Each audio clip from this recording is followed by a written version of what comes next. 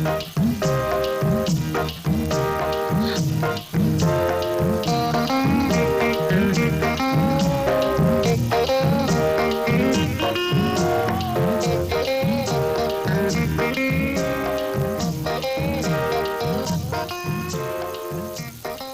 எங்க வீட்டுக்கு இருக்காரு. அப்புறமா வாங்க. அப்புறமா எப்போ? 1 மணி நேரம் கழிச்சு வாங்க. 1 மணி நேரமா? சரி வர்றேன்.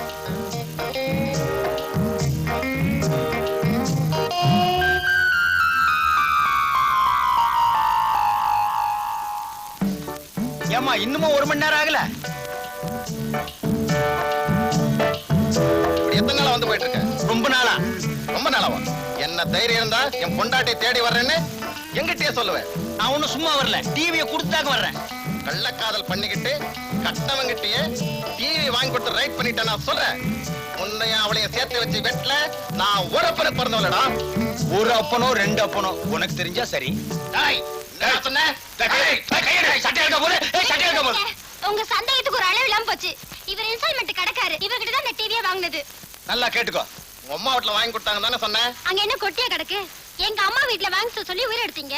ஆனாதான் உங்களுக்கு தெரியாம வேற வழி இல்லாம இவர்கிட்ட நான் வாங்கினேன். இதுக்கு தான் புருஷனுக்கு தெரியாம பொண்டாட்டி எந்த காரியம் செய்யக்கூடாதுங்கிறது. கோச்சிக்காருங்க, எல்லாம் அந்த திருட்டு காரியால வந்தது இல்ல, பொன்னாலதான் வந்தது. பொண்டாட்டி வீட்டுல புடுங்கி திங்கலாம்னு நினைச்ச பாரு, அதனாலதான் இந்த தப்பே நடந்தது. நம்ம நாட்டுல இந்த மாதிரி வரதட்சணை கொடுமை எல்லாம் நடக்குது. கல்யாணத்துக்கு முன்னாலேயும் கறக்குறீங்க, கல்யாணத்துக்கு அப்புறம் கொள்ளையே அடிக்கிறீங்க. நீ எல்லாம் ஒரு ஆம்பளை, உனக்கெல்லாம் ஒரு மீசை. இந்தா 1 ரூபாய், முதல்ல மீசை எடு.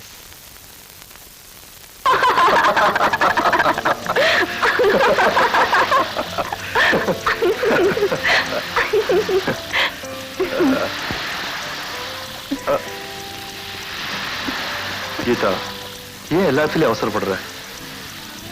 நீங்களா என் கையை பிடிக்கிறதுக்குள்ள நான் கழுவி ஆயிடுவேன். கையை பிடிக்கிறதுக்கு கழுவி ஆக வேணாம், கல்யாணம் ஆனா போதும். வேதாள முருங்கை மரம் ஏறியாச்சா? அத பாருங்க. கல்யாணத்துக்கு முந்தி அந்த அளவுக்கு போறது என்ன பொறுத்த வரைக்கும் தப்புதான். ஐயா டெய்லரே, கொண்டு வந்துட்டீங்களா உங்க இன்ச்சிட்டேப்ப? இந்த பாரு, கையை பிடிச்சு தோலை தொட்டா மட்டும் காதல் இல்ல, எட்டி நின்னு 1 முழம் பூ கொடுத்தாலும் காதல் தான். பரவாயில்லையே, இதையாவது தெரிஞ்சு வச்சிருக்கீங்களே. சீக்கிரம் போய் பூ வாங்கிட்டு வாங்க. இத வந்துட்டேன்.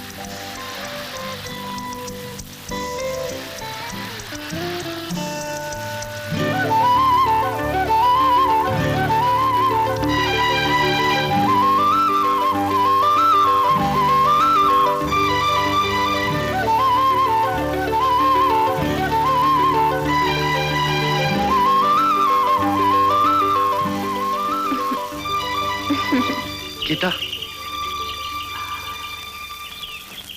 பூ வாங்கிட்டு வந்திருக்கேன். நீங்களே வச்சு விடுங்க. கீதா, ஒரு பொம்பளைக்கு ஒரு ஆம்பளை பூ வச்சு விடுறான்னா அவன் புருஷனா தான் இருக்கணும். We are just lovers. அந்த அளவுக்கு போறது நல்லது இல்ல. ஐயோ, அளவு அளவு அளவு, எதுக்கு எடுத்தாலும் அளவுதானா? நான் தெரியாம தான் கேக்குறேன். என்ன உங்க அப்பா ஜவுளி கடை வச்சிருந்தாரா இல்ல டெய்லர் கடை வச்சிருந்தாரா? வாயை திறந்தா அளவு தவிர வேற ஒண்ணும் வராதா? உங்களை தவிர வேற யாரையாவது நான் காதலிச்சிருந்தா இந்நேரம் மாங்காய் தின்னிருப்பேன். கரெக்ட். வேற யாரா இருந்தாலும் இதத்தான் செஞ்சுட்டு போயிருப்பாங்க.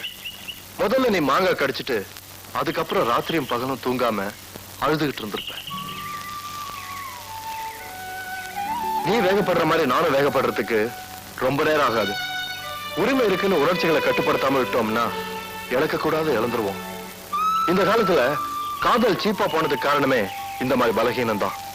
இந்த மாதிரியான பலகீனத்தை பயன்படுத்திக்கிட்டு உடம்பு சுகத்தை மட்டும் தேடிக்கிறதுனால்தான் பெரும்பாலான காதல்கள் கல்யாணம் வரைக்கும் போறதே இல்லை. மீறி கல்யாணம் பண்ணிக்கிட்டாலும் எதிர்காலத்தை ஒழுங்கா திட்டமிடக்கூடிய மெச்சூரிட்டி, அதாவது பக்குவம் இல்லாதனால்தான் தோல்வி அடைஞ்சிடறாங்க. உண்மையான காதலுங்கிறதே கல்யாணத்துக்கு அப்புறம் வர்றதுதான். ஏன்னா காதலுக்கு அடிப்படையே உடம்பு இல்ல, அன்புதான். நான் ஒண்ணு கெட்டு போனேன்னு நினைச்சு உங்களோட பழகல. நீங்களா இங்க தேடி வராம நானா உங்ககிட்ட வந்து பழகிருந்தனாலதான் இப்படி எல்லாம் பேசுறீங்க. இனி எப்போ நீங்க உரிமையோட என்ன தேடி வரீங்களோ அது வரைக்கும் நானா உங்களை தேடி வர மாட்டேன், பார்க்க மாட்டேன், பேச மாட்டேன். கீதா,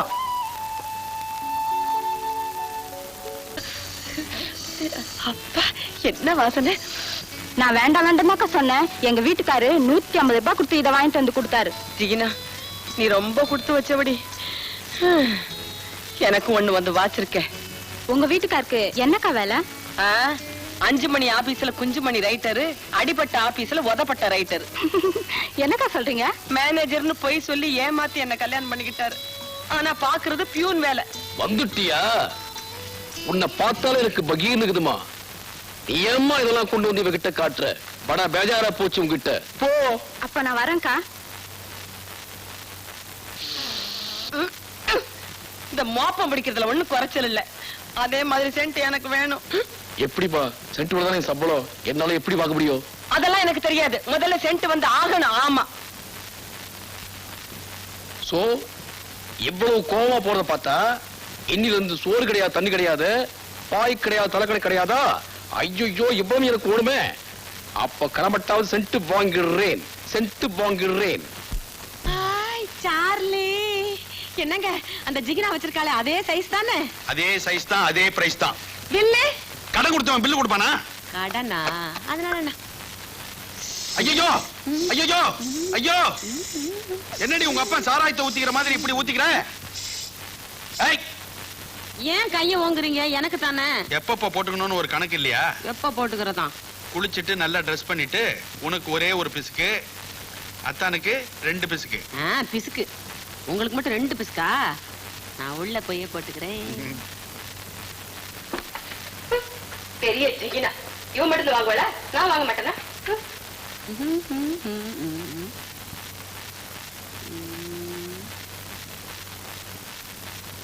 ஏங்க இங்கே உட்கார்ந்துருக்கீங்க? எழுந்துடுறீ, எழுந்துடுறீ. ஏங்க கோவமா இருக்கீங்களா? பர்மா பஜார்ல இருந்து ஏதாவது சாமான் வந்தாதான் பெட்ரூம்ல இடம்னு சொன்னா, அப்படிப்பட்ட பெட்ரூம் எனக்கு தேவையில்லை. எங்க படுத்து தூங்குவீங்களா? இங்கதான் சோஃபா கம் பெட். அது வேணும், இது வேணும், அந்த ஜாமான் வேணும், இந்த ஜாமான் வேணும்னு இது கேட்காது. தலையனே, தன் கையே தனக்கு உதவி. எத்தனை நாளைக்கு இந்த வரப்புன்னு பாக்குறேன். பார் பார்.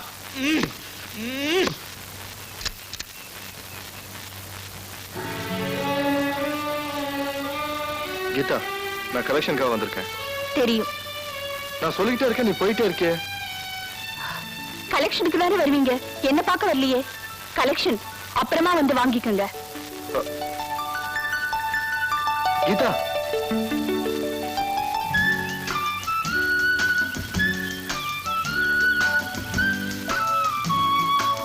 கீதா, கீதா நில்லு. நான் சொல்றது கேளு. நீங்க எதுவும் சொல்ல வேண்டாம், உங்க வேலையை பாருங்க. கீதா, இது பாருங்க, ஏன் வீணா ரெட்ட வேஷம் போடுறீங்க? என்ன நெருங்கவும் உங்களுக்கு மனசு இல்ல, நான் நெருங்குறது உங்களுக்கு பிடிக்கல. ஒரு சாமியாருக்கு பொண்டாட்டி ஆகணும்னு நினைச்சேன் பாருங்க, அதான் நான் செஞ்ச பெரிய தப்பு. கீதா, தப்பு எந்ததான். நான் எதுக்கு எடுத்தாலும் அட்வைஸ் பண்றத வச்சு நீ என்ன சாமியார்னு நினைச்சிட்ட. ஒரு காலத்துல நான் எவ்வளவு வேகமா இருந்தேன், ஏன் இப்படி ஆனேன்னு உனக்கு தெரியுமா? சொல்றேன்.